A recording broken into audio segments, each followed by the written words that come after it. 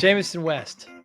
I've had the pleasure of knowing Jamison for about 15 years, I would say, 10 to 15 years. One of the most positive, smart people I know. Just he had a small business, MSP, a managed service provider business, just like mine, in the Northwest in Seattle. He bought a bunch and eventually sold. Great business owner. Went through some issues with the acquisitions. Some were very good. One was not. He ended up writing a great book called The Emotional Side of Selling a Small Business. Nobody talks about, when you start a business and it's X amount years old and you sell it and you identify with it. And it's written in fiction tale, like a fable, he says, where it's really well written, and then it has case studies at the end. But the emotional side of selling a business. Also talk about some things he did after he sold the business, about making some SaaS, some software as a service platforms. He does coaching now with something called Connect Strat. Just a very positive man. I've known him, like I said, a long time. I always enjoy his company, even in the darkest times of some of those acquisitions. He was able to be positive and have a plan and move forward. What motivates him is very interesting, and how he measures success as well, and how disciplined he is in the things he does. But Jamison West, I really enjoy talking to him. I know you're going to like this conversation. Thanks for listening. Hi, I'm Joey Pinz. People ask me, how did I lose 130 pounds? The quick answer is always discipline. I started my business, wasn't paying attention to my health, was eating too much, drinking too much sweets. My daughter was born. Next thing I know, I'm pre-diabetic, I have hypertension. I knew something had to change. Discipline. I, like many of you, have faced many challenges in your career, in your family, in your life, in your faith. How did you attack them? How did you approach them? How did you solve them, hopefully? It all had to have some degree of discipline. I'm also asked, how did you found and start a tech business that lasted over 25 years? Discipline. I was committed to it, enjoyed technology, didn't enjoy some aspects of it, but knew it was necessary. Discipline. Our podcast mission: how do we use discipline to better ourselves and society? Join me, please, as I talk to interesting people and discuss how they use discipline in their family, and their passion, and their careers, and how it helped them. Our podcast vision: growth through learning from others. Joey Pinz Discipline Conversations. It'll be light and serious. Join us, please. Thank you for consideration. Jamison West, thank you so much for doing this. I really appreciate it. Hey, Jamison, is it a good time right now? Is it a great time right now to be a managed service provider, an IT service provider? It is, if you love doing it, it is absolutely a good time to own that kind of business right now. The values are strong. It's also a little bit of a risky time. Why? Risks feel like they're picking up. Why do you think that is? Security landscape, principally. Now we're watching insurance providers shift gears pretty deeply. So there's a lot of cybersecurity insurance and a lot of those types of policies. We've had clients who've doubled or tripled their rates this year.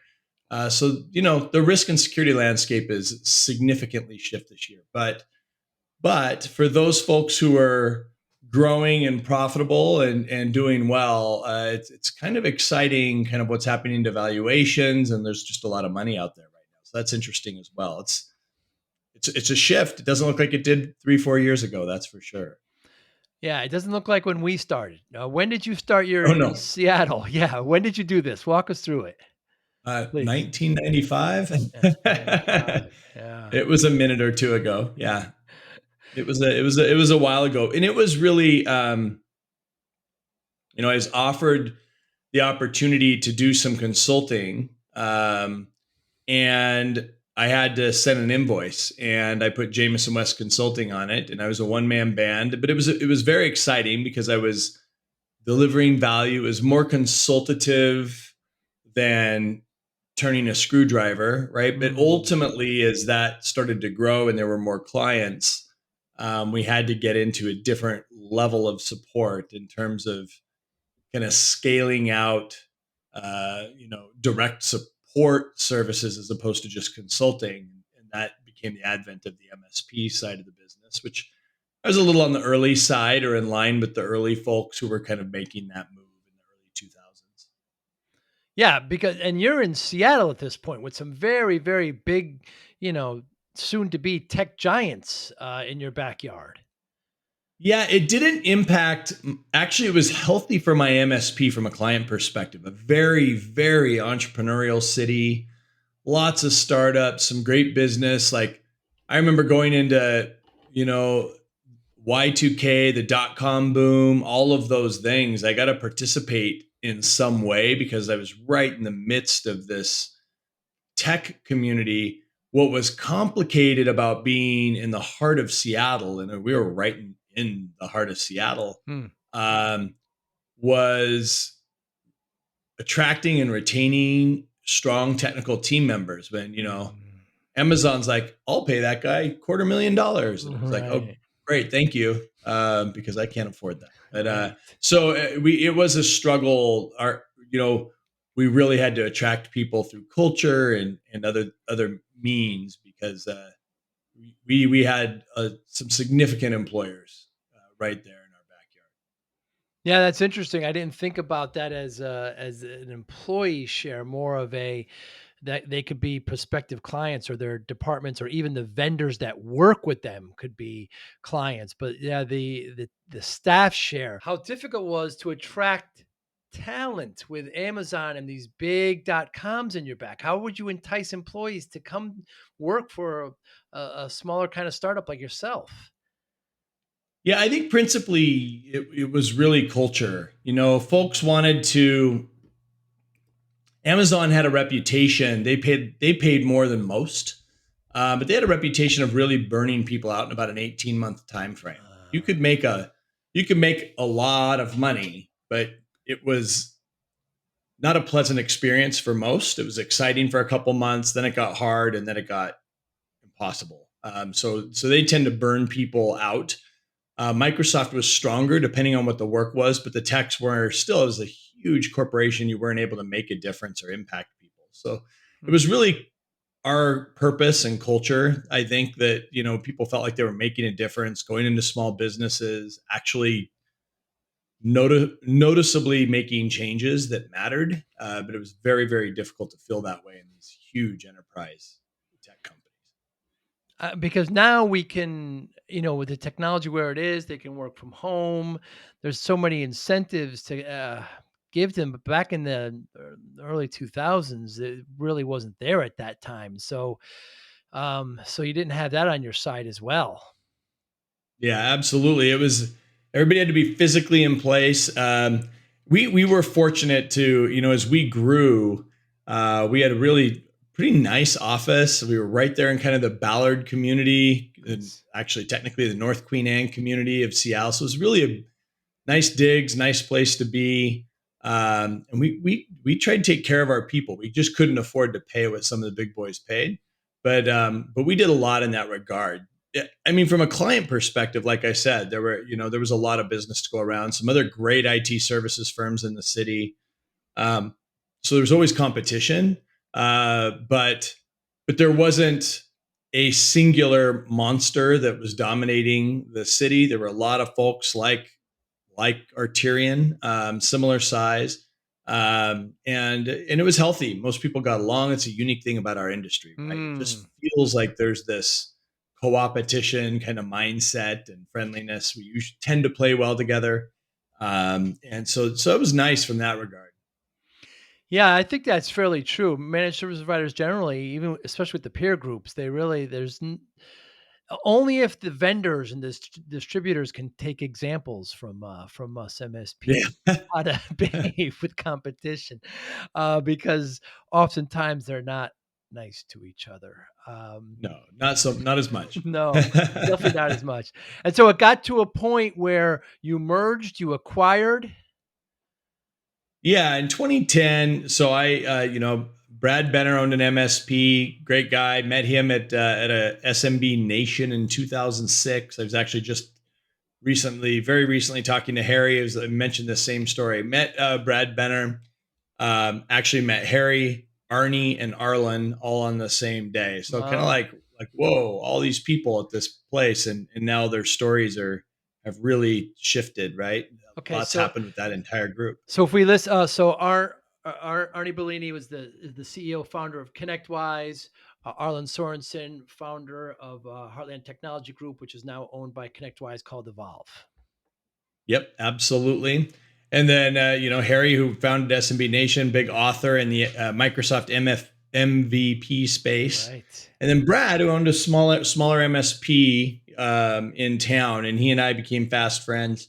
And I ultimately, we kind of compared notes and kind of worked together. Ultimately, we ended up with the same tools. Our people knew each other culturally. So it became pretty interesting. We started to just collaborate, and it kind of almost became an inevitability that we needed to merge. So I acquired his MSP in 2010. Over the next 22 months, I acquired 3 more. So we rapidly went from 8 folks to 40 folks, and that was a great little run. The last acquisition was not great. That's right. There were just some components that didn't work out. So we had to ultimately unwind most of that, which was a bit of a struggle, turned into a tough couple of years. And then I ended up selling in 2016 to Aldridge out of Texas, a large MSP that wanted to create a Seattle presence.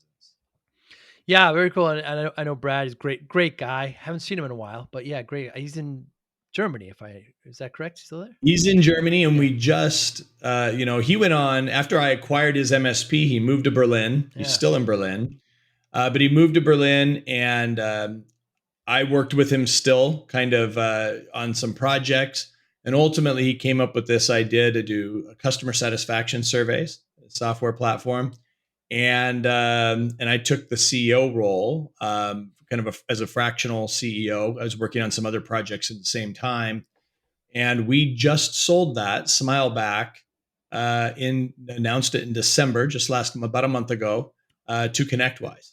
So Smileback is now part of ConnectWise, which was a great run, 7 years roughly. That Smileback was growing in the community across all the various PSA platforms. Yeah, very, very impressive tool. Let's go back to the mergers. Now you had a couple, some worked and some didn't.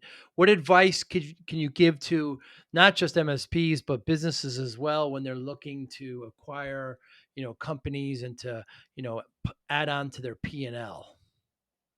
Yeah, it's so much, so much, and I think I just finished a book that kind of talks about the Yes, other side of selling, so that's we right, can talk about emotional. that a little bit too.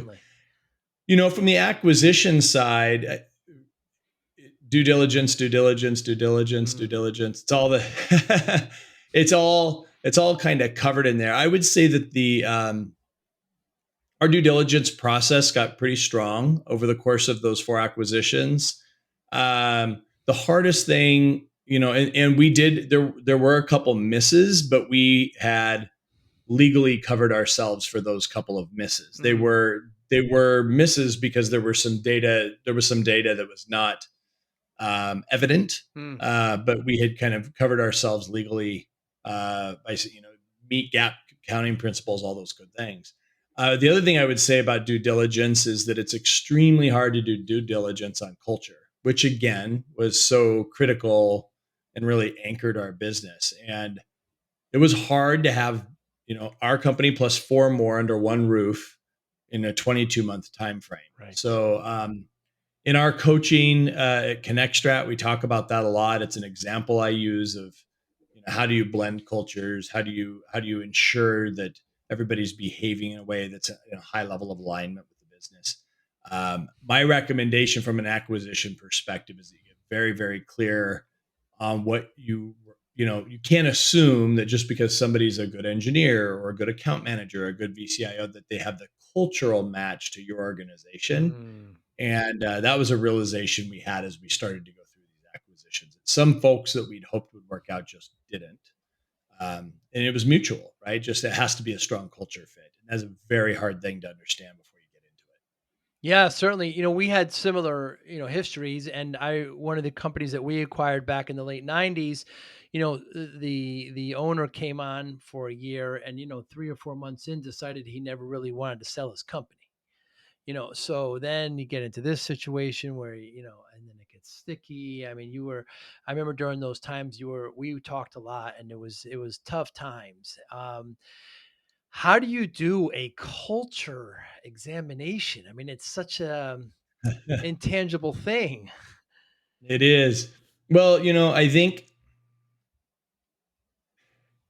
typically, not always, but for the most part, so much culture comes out of the owner, proprietor, entrepreneur that owns the business you're acquiring. Mm. So, really, a significant amount of time having that conversation, not just the financial, tactical conversation, but learning more about Hmm. what drives that person, who are the type of people that they surround themselves with, because for the most part, it's going to be somewhat emulated in the people in their organization. So, I found by and large that the folks that I got to know who owned a business, the more I understood them and kind of how they thought and who they surrounded themselves with, the I was less surprised when I met their people, right? Interesting. Because it's natural, right? And then I've heard of all kinds of other crazy tactics, right? Sit in the park in their parking lot during lunch and watch how the people behave when they come in and out of the building. Things like, I mean, Whoa. there's interesting, right? Wow. Yeah. Well, I know that we've played a couple of rounds of golf together. You really get to know a person after 18 holes. Maybe that's another tactic we can. This is true. I mean, that's a long day, and and are they a club thrower? Are they, and you could just tell a little bit about them. And how about just the now what happens to the culture when you mentioned from 8 employees to 40, Jameson? Then you got to start adding a level of middle management that you didn't have before. So the cultures will also kind of naturally swing just because now there's these management layers. Yeah, we had to be really intentional about how we built that out. We absolutely added a level of management because all of a sudden now we had this like 8 person leadership team, and I Right. had a separation from the techs. When we were 8 people, it was I pretty much was directly connected to Right. everybody. But at 40, that wasn't true anymore, and I couldn't be because No. there wasn't enough there weren't enough hours in a day. That didn't mean my door wasn't open. It just meant with 40, it's not I couldn't manage that, right? So we did end up with, we got very intentional about, we at that time we're leveraging a system called Scaling Up, Gazelles. And so we did a lot of our own implementation of that. We brought in an outside coach.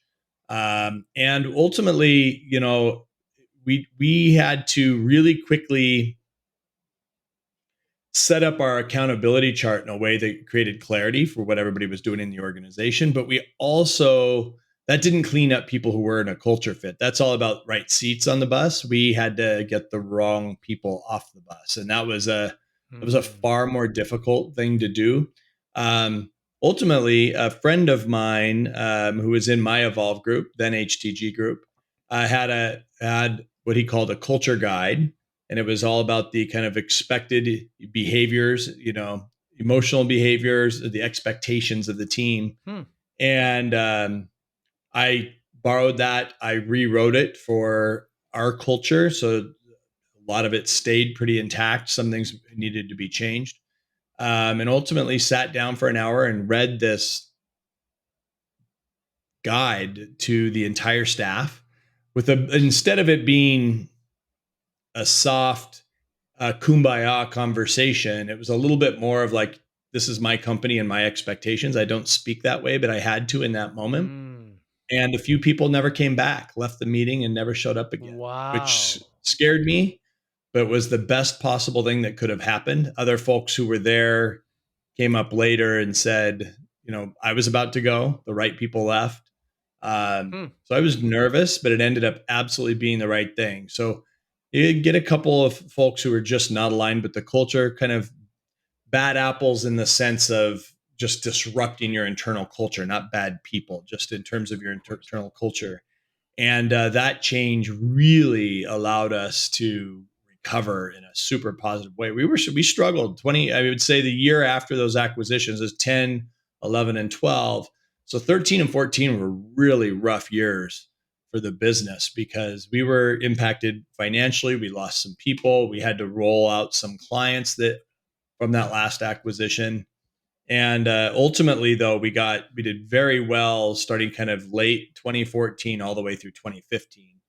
And I was exhausted, and I was ready to do something else anyway. So I'd been in, I'd owned that MSP for 21 years. I'm a serial entrepreneur, so I was ready. The financials were ready, and so then I kind of flipped the script and decided to look at what was it like on the other side of the table to actually sell a business that you built up. So that was a lot of fun as well. Yeah, But it was a journey, hence the book. yeah, very true, and the emotional side of that. But I just remember thinking, to your point, some of the employees that we had in the beginning that I really liked, and I just figured they'd just be lifers. But as we acquired more companies, they just didn't fit. They just didn't Yeah. fit, and I liked them, but just the way they, they ended up being cancerous, right? They just, oh, this isn't how we had used to do it, and you can't do certain things at scale. You have to change. You have to have procedures. You have to have certain instructions in place to optimize and to scale. And it's unfortunate, but all too often we see business owners become friends with their employees. And that's a very tough position to put yourself in. It is, absolutely. I mean, they have to be employees first, and that mindset of what got you here won't get you there is super important. Yeah, that's right. Absolutely. That's right. So then you decide to make a product with Brad for your community. There's so many MSPs, including myself, that have taken that route. You saw something that was needed, and you decide to do it. Now, was Smileback post you moving out of Arterian? So no, Arterium was actually the first customer of Smileback. It wasn't called Smileback yet. It was called Next.2. So what happened is I acquired Brad's MSP July of 2010. He, with intent, was only there for a few months and then moved to Berlin. And during those few months, we asked ConnectWise, hey, is there a really high data integrity way to merge our databases? Because we both had rich data and very similar processes. And the answer was no, export out of Excel and import, something like that. It was not going to be, there wasn't a high level of data integrity and Mm, retention.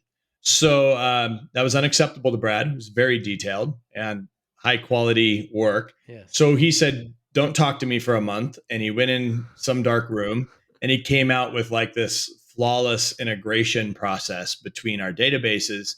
And then when he moved to Berlin, he started a consulting company doing that for folks. But while he was doing that kind of project work, which was great, there were a few other products that came out of that. There was, hey, let's try doing company and contact cleanup like dedupe. There was a SaaS product for that. There was a SaaS product to do marketing. Back in the day, the CRM didn't, like, if you did who read these email in a marketing campaign, it didn't feed back into ConnectWise. You had to have this PHP file. So he had a SaaS service for that, and then ultimately CSAT. And all of a sudden it was like, aha, eureka, the little MVP product, minimum viable product for CSAT caught fire. And Customer immediately we satisfaction. found that there was a lot of market. So I was leveraging all those. Arterian was his test bed. Hmm. My MSP was his test bed for these products. And wow, the CSAT was immediately effective and important. And the surveys and the PSA products in those days it's just like the old Microsoft and Right. ConnectWise and all them. They were like, fill out this 80, question form. And you got 3 responses out of 10,000. And Right. that's not exactly, valid data. So we were we loved that. And so he spun up a team and had a co-founder in Germany who was helping him with all these projects. And ultimately I was this I was the US arm and CEO, legal, finance, and some strategy, and really faced the company on the US side. So that was super fun. And that was a great 7-year run, and just sold that a month ago. So that was a great 7-year run with Smileback. And what lessons can you share to MSPs or any business owners that want to make a product for their industry? I've been through it a couple times now. I'm working on Yes, Time that's Zest, right. right? Time Which has zest. been fun. Yeah.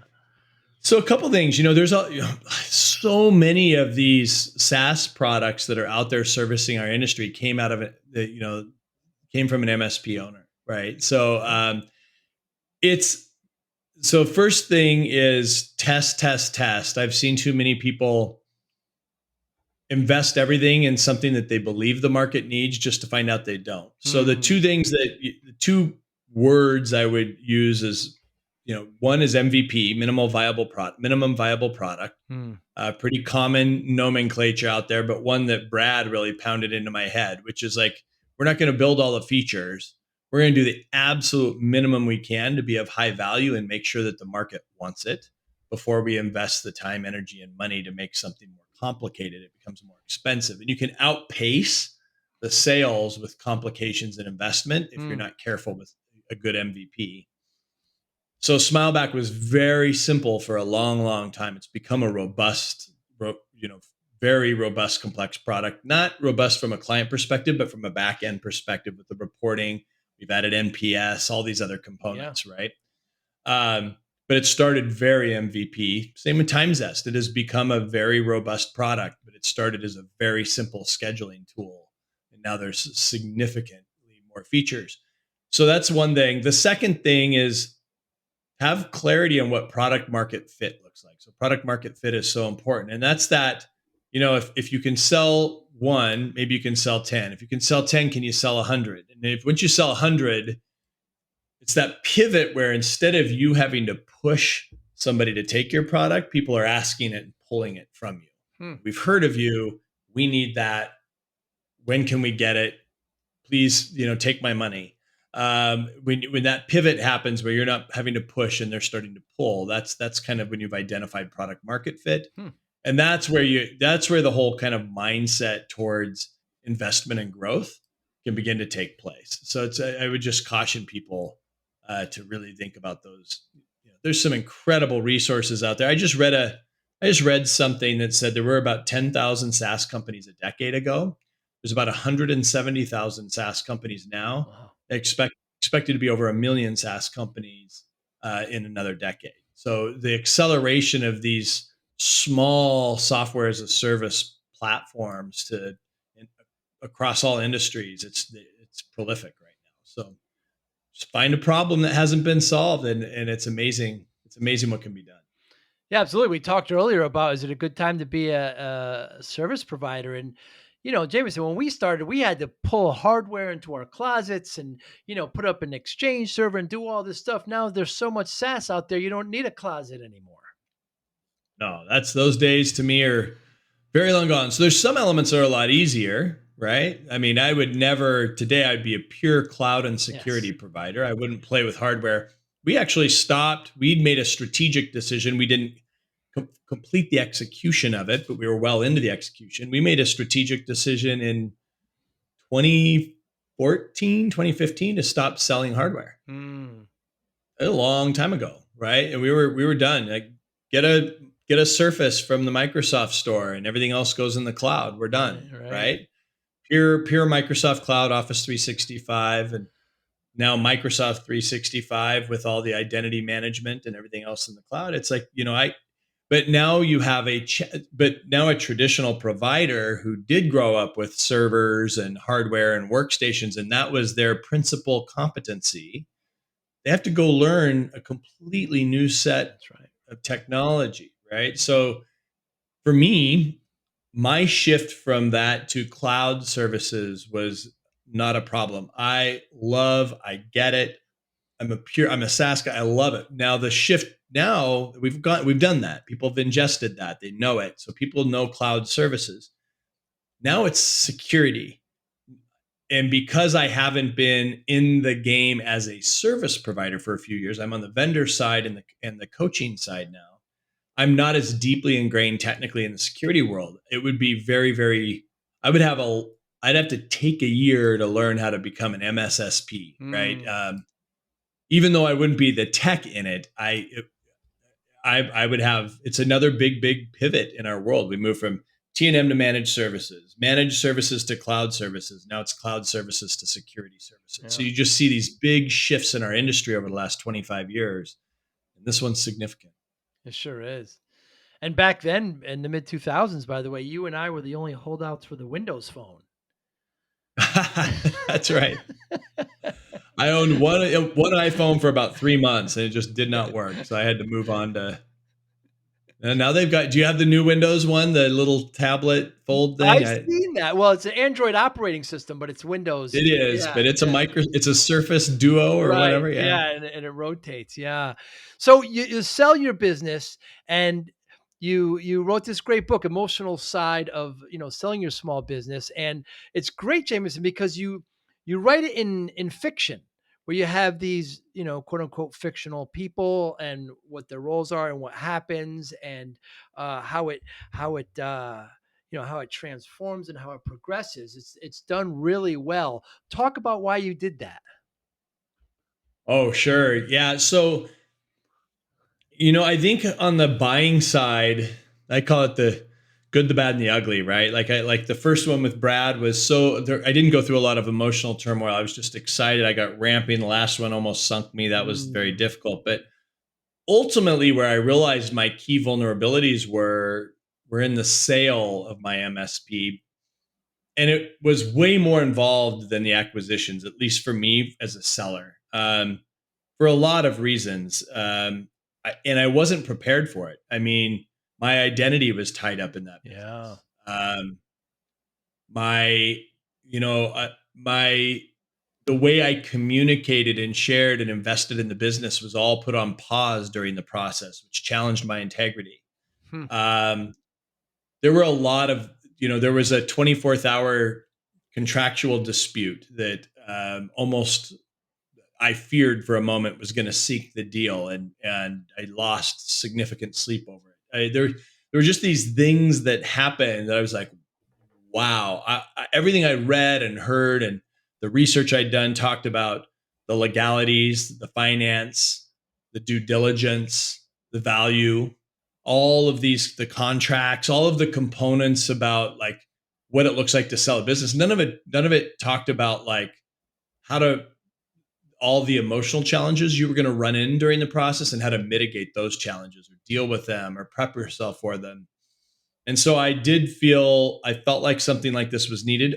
Again, Arlen Sorensen, who we've talked about, he had me on a couple, he tends to run the M&A kind of track for ConnectWise these Yeah. days. And he had me on a couple of panels over a few years, talking about mergers and acquisitions and mostly talking about my experience in this regard, both from a selling and a buying perspective. And I just told him, I was like, there's just no resource. And I kind of talked to him about writing a book and said I would do it. So once you put it out there and say you're going to do something like Right. that, so I was supposed to do that in 2019. As a matter of fact, IT Nation 2019, he asked me to sit on a panel for the emotional side of selling your business.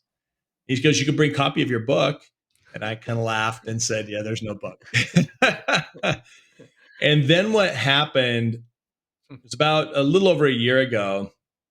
A friend of mine wrote a book about coaching, and he did a case study on me. And he had a guy who helped with the interview and did the editing of my case study. And it just immediately, that individual like clicked. I read the output of what he got out of me, and I was like, wow, okay, I think I might have found the person, because I just felt scared to do it on my own, but I found the person who could do it. It was COVID. I was at home a lot more. Mm. And I found this individual who I just felt could really help me from an editing perspective. So I hired him. He agreed to do the book. And his name's Bill Ardolino. So he did an incredible job over roughly an 8-9 month period and just working with me to build the book. And like you said, it's a fable, it's fictional. So I kind of over like E-Myth or any of the Patrick Lencioni books, the way that the value I get out of reading a short story that could really apply to anybody in any industry, and you Mm. just grab those nuggets out of it. It doesn't have to be, so it's not a nonfiction. It's a fable. It's like anybody who's read that book and owned a small business, like there's pieces that they call me, they write me and they say, wow, like I could see that happening, or this happened to me when I sold that business, like just nuggets, right? And then at the end, there's these 6 case studies from folks I knew who had sold their business and had something significant happen in the process that did or nearly sidelined the deal. And I included those case studies in the back. So it's kind of anchored the last third of the book in this nonfiction accounts of people who've been through this. So it kind of brings everything home. Yeah, it's done really, really well. And there's almost how we talked earlier about how we can't test, or it's difficult to test for culture when you're, merging these companies or acquiring them. We don't talk about, I started my MSP same as you in 93, and and it's my baby. And when I did eventually sell it, there is a part of it that just doesn't. We always talk about the transaction and the employees and the money and everything, but we never really talk about you sitting at home afterwards, with a nice check in your hand. But this is no longer my business, and what it takes from you. It's interesting tale, or interesting discussion, and people need to pay more attention to it. Yeah, absolutely. Absolutely. There's also challenges just in how you behave during the process. That is very Mm, open and transparent. Not being able to tell some of your team members that you're right. going through the process didn't it it was a challenge for me. It's Yeah. not the way I operate. So that was a real challenge. Yeah, very, very difficult. All the due diligence, you can't say anything, and yeah, you start asking for things, and then you get looks, and then yeah, yeah. It's so let's talk about peer groups. We're both huge advocates. That's where we first met, in an IT peer group, HTG, which has now evolved. You're also part of EO. I think you're the president there in Las Vegas, if I'm not mistaken. I am. Talk about the importance of peer groups.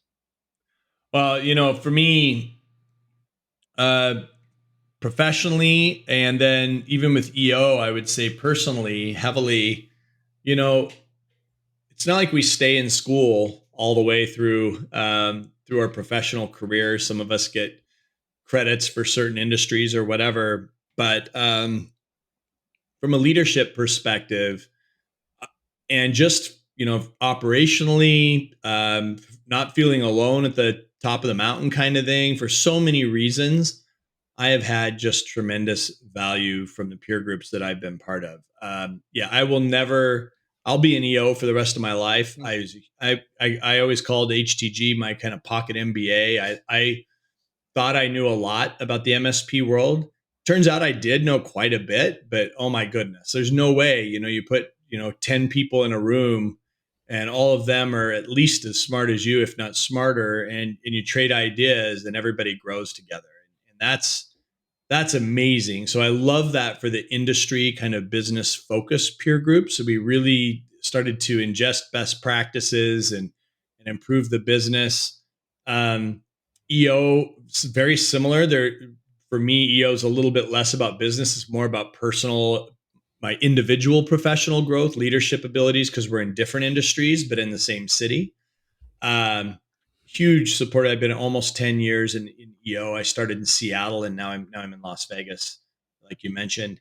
So I've been the president. I'm the president this year, and I've been involved on the board for years as well. So um, yeah, any business owner who kind of gets to the point where they are trying to make the business work for them instead of working for the business, when they're trying to figure out what their purpose is, where this is all going to end, what they need out of it, how it serves their family, their life, their legacy.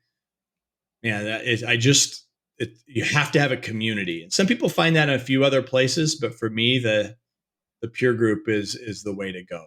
I get so much out of that camaraderie, and ultimately, it can be a little lonely there, like I mentioned. Like, so there's days where you can't just dump all of your hardships Yeah. on your family. Right. You certainly can't like you can't. Well, I'm a vulnerable person. I'm not going to tell every employee about every worry I have in the business, Right. um, or equity and finance, and so who do you like? You've got, and your friends oftentimes don't own businesses like yours. Those might not be your buddies you go to the football game or play golf with. Mhm. So how do you find that set of people who all are like-minded and have same problems, situations, and issues? It can really be, you don't feel alone, you feel supported.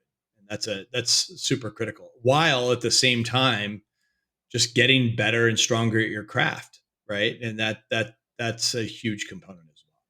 Yeah, I remember. Well said, Jameson. I remember when I first joined the HTG peer group, it was like I felt like I was on an island often, and now I have like-minded or similar predicament-based people that I can discuss with, and have these kinds of issues with. It was very, very refreshing. So the critical point I hear about peer groups is that there's no graduating from them. You just stay in them forever. What do you say to that? Well, for me, I believe that's going to be true. So I was in HTG for roughly like it was 11 or 12 years. The only reason I graduated out of that is that I sold my business and you Right. had to own an MSP to be in it. Me too. Yeah. I don't see myself leaving EO as long as I'm an entrepreneur. Mm, Now, the actual group I'm in my third group. So I was in one in Seattle for about 4 years. Here in Las Vegas, I was about 3 years in one before I left and started a second one. So I think you might run and HTG, I was in two different groups. So I yeah. think that you can run your course with a small contingent of peers where they become great friends, but you've kind of got the value out of each other you can. And there's certainly value in change. But organizationally, while I'll be in different peer groups in EO over my entrepreneurial career, I won't leave EO in general. Mm, I just might shift to a different group every few years just to continue kind of getting that value or that restart value and forging new relationships, learning new experiences. It's really, EO is all about experience sharing. And at some point you get to know those people, they become your best friends in the world, mm. which is wonderful, but they can stay your friends. You want to ingest new experiences. So I usually recommend every 3, 4, 5 years, folks kind of at least investigate what it would look like to be in a new group. And rotate a bit. Yeah. So, Jameson, what advice would you give to, managed service providers, even small business owners, that are maybe in the beginning or middle stages or of their business, and maybe even looking to, get acquired or to acquire? Is there any just general experience you can give or advice you can give? Yeah, certainly. I mean, this is really significantly what we do at ConnectStrat, right? Is try to help Yes. owners get their. And I believe the first thing I would say is it's so helpful to start with the end in mind. Like I'll reference Arlen again. You're gonna just like personally, you're gonna leave a legacy intentionally or accidentally. Yes. You're gonna exit your business at some point intentionally or accidentally. Like at some point you don't own your business somehow, some way. Like this will come to an end. So my advice is to begin thinking about it. I do believe that maybe not 100% true, but 99% true. The decisions you make to increase the value of your business are the right decisions for the business in general. There are a couple exceptions. You may not want to like undercut all investments to maximize profit for when you could actually damage a business in the extreme. But by and large, the decisions you make to increase the value of your business over time are usually the right decisions for your business. So you need to be very intentional about mapping out what does your end game optimally look like. Now, it may not be exactly how it ends, but drive towards it with intention, create a culture that will support that outcome, and be flexible enough to reevaluate and reassess that over time, but always have that in your back pocket. So that's that really kind of high level vision strategy work of like, hey, what do you want for your life? How long do you want to work? How much do you want to work during that time frame? What do you need personally out of this business at the end of it all? Hmm. Is that enough for you to be done, or do you need to go do something else afterwards? And examine those big questions. When you can kind of wrap your head as an owner around those questions, you can get really intentional about, okay, what's our strategy for the business? Can we get there? Like, how do we get there? What are the people that are going to be required to get us there?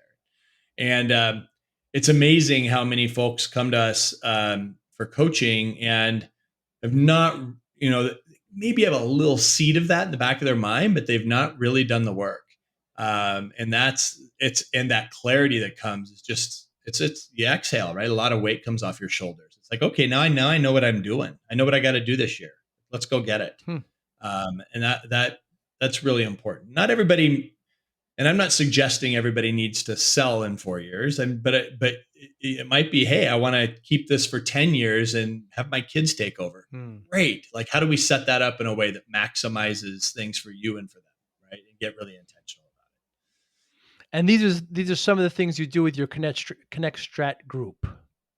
Yeah, absolutely. So our coaching firm is, primarily coaching for the, the shareholders, the whoever owns the business, plus one or two of the most senior key execs, they're number two maybe, and then implementing, impact, which is kind of making sure that the business is serving the owner, and then vision, strategy, and execution. Those are our four pillars.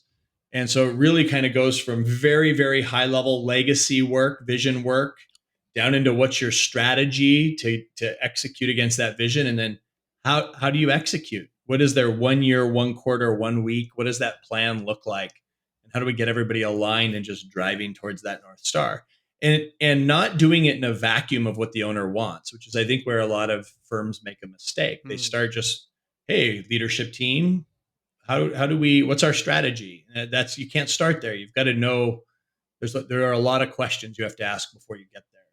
And it's been a lot of fun to do this over the last few years.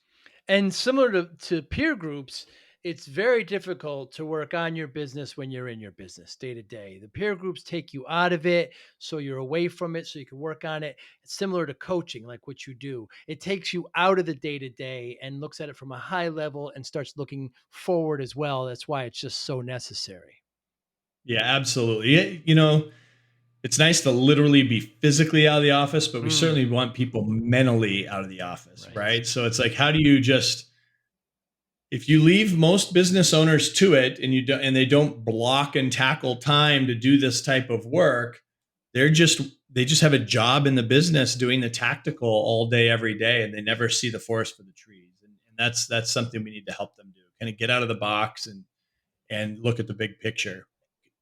I was, a metaphor for me that I was a forest firefighter for the Department of Natural Resources in Washington State when I was a kid, in high school. Right. And when there wasn't a fire, we would build roads for the Department of Natural Resources through forests. Just, you couldn't see 10 feet in, and they're a 12-person crew, and we build a road. Wow. But if we did that blindly for too long and we just executed, and once in a while somebody didn't climb a tree and survey and look where we were going, we could end up really not close to where we intended to go. Yeah. Right. So you have to stop, reset, recalibrate, make sure you're focused and aligned and everybody's marching the right direction.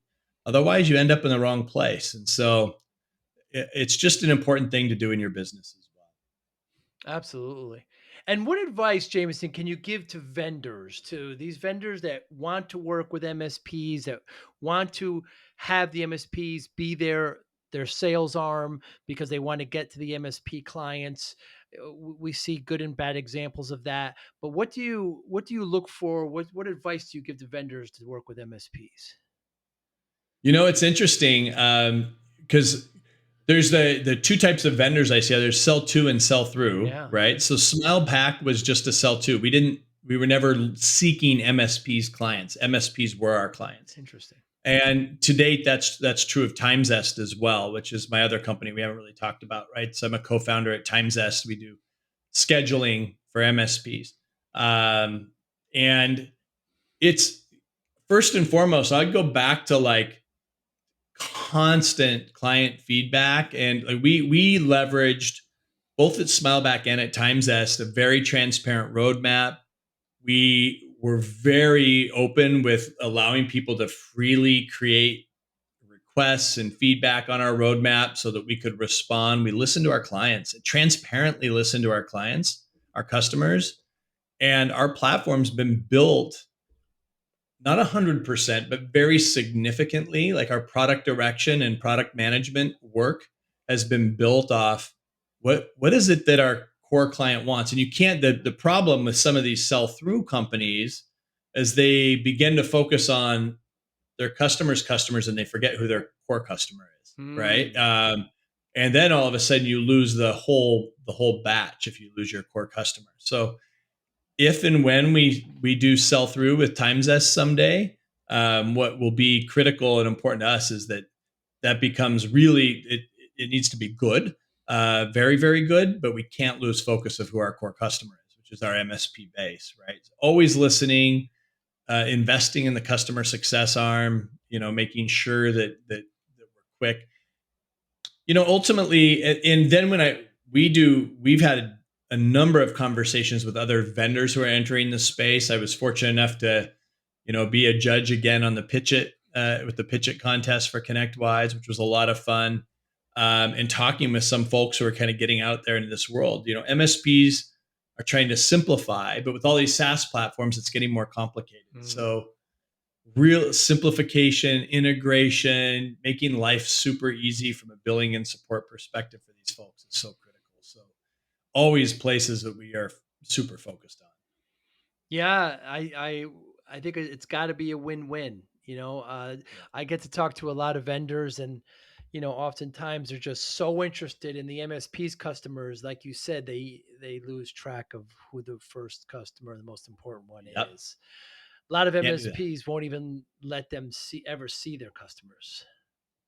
Yeah, absolutely. Yeah, no, and it's that holy grail of if you could get 100 MSPs and all of them have 100 clients, you get all their clients. All of a sudden, you're 100 times bigger, right? So it makes sense, but it's not easy, Right. because you have to serve your client first. I agree. Jamison West, what motivates you? Wow, it's shifted a bit, but I think what motivates me is I want to see. I think creating and making sure that whatever's creating is helping people.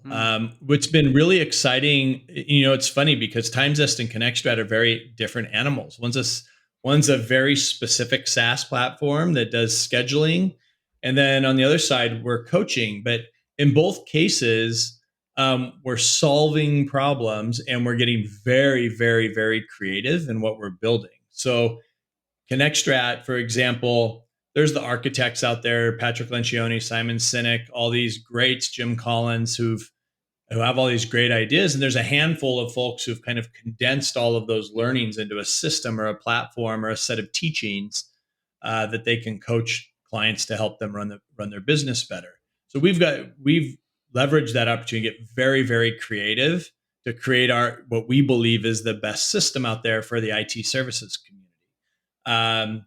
And then we get to, I have many stories of literally watching our clients like correct problems in a significant way in short periods. Some of them have had successful exits, things that they didn't think were going to happen until they implemented these things in their business. So not much different than owning an MSP and being passionate about going, wow, I actually made a difference in this business for this owner. I helped them be more profitable. I helped them exit. I helped them, whatever it was. But the nice thing for ConnectStrat is we are truly the trusted advisors working with the ownership. I always dreamt of that, being an MSP owner.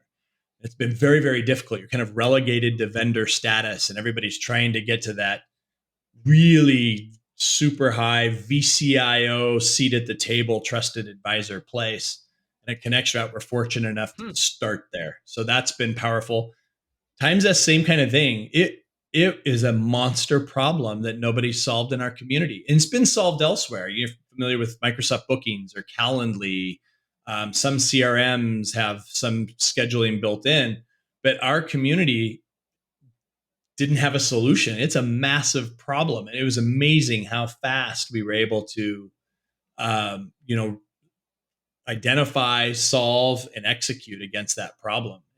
The feedback we get is just, man, it's fulfilling. It's a lot of fun to see people go, wow, you made a huge change. Or we can double the size of our tech team without adding more complicated like dispatchers, and our customers our CSAT's gone up. We literally had like clients who are in Smileback and TimesS and watch them implement TimesS and watch their CSAT go up because their clients it's awesome, right? It's so fun to see that happen. So it's been a blast. How rewarding. Yeah. And how do you measure success?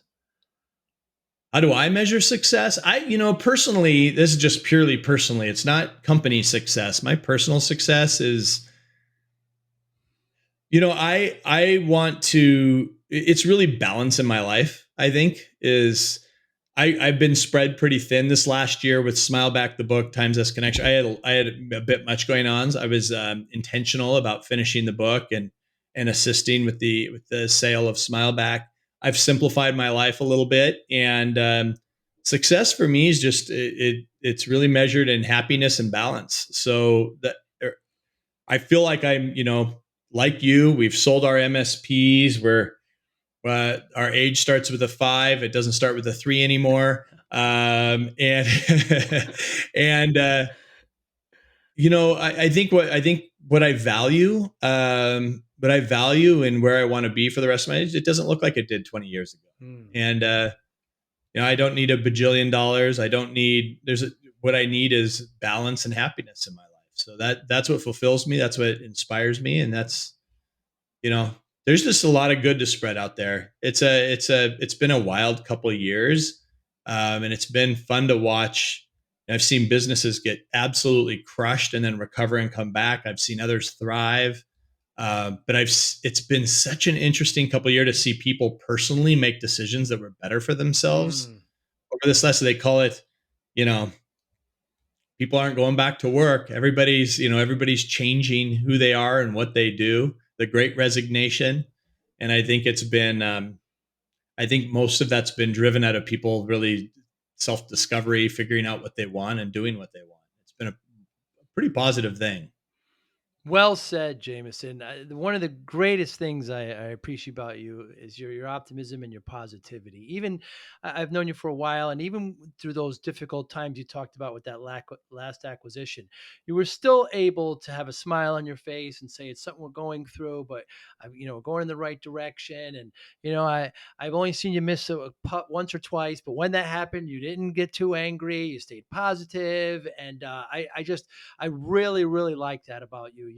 You have a great way of staying positive and helping, just genuinely helping people, be it through your technologies, your services, or just your energy. Thank you so much for your time today, man. I really appreciate this. Now, there's many outlets we can get in touch with you with. We got ConnectStrat, we got TimeZest, we got. Please, let's go through them. How can we get in touch with you? Your book. Yeah, so ConnectStrat, if that's a great place to find us. It's in TimeZest, of course, a schedule for the scheduling platform. And if you're interested in the book, it's jamisonwest.com. So and that's kind of will lead you to ConnectStrat and TimeZest as well. So I made it easy. Jamison West, it's with an I, not an E, not like the whiskey. So jamisonwest.com is the easiest place to really find me and all the places I am on the great world wide web that we have out there. That's our internet 1.0 That's right. Yeah, nomenclature. I still use that.